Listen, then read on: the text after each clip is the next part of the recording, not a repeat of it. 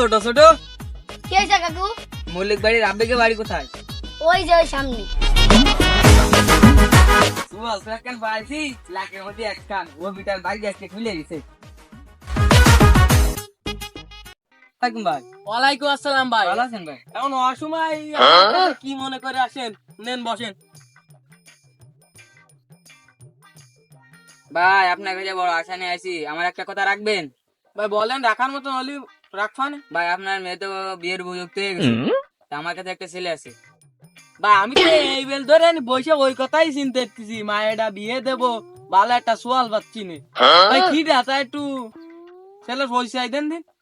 ভাই সোয়ালের বাড়ি ফুলবাড়ি, সোয়াল বিদেশ করে আইছে, সোয়ালের ৬-৭ বিঘা জায়গা জমি আছে। আপনার মায়ের বোনে বিয়ে দিলে কোনো অভাব কষ্ট থাকতো না।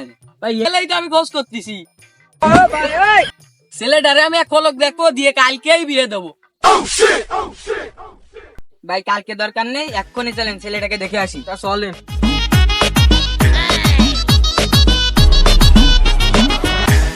ভাই ও রাব্বি ভাই, বাড়ি আছেন? একজন মেয়ে মানাইছে। আসেন ভাই ভিতরে।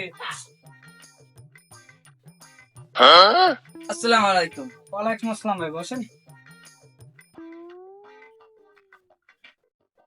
ভাই আপনার হয়তো ফোনে কুলে গেলে বলছিলাম, অত কিছু বলার নেই। এই যে মেয়ের বাপ।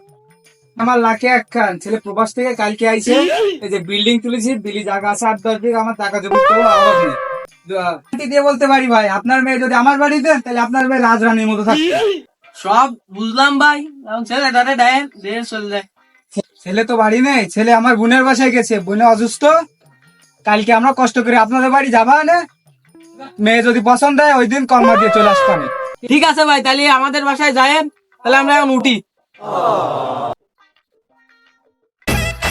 একদিন দেখি। মালতীপা, তুমি কোথায়? এদিকে আসো, তোমাকে দেখতে এসেছে। এখানে বসো। ও শোনো, ছেলেটা তো আড়ির তলার চেয়েও কালা। আমার ব্ল্যাক ডায়মন্ড। ছেলেটা তো বেশি কালো না, দেখ।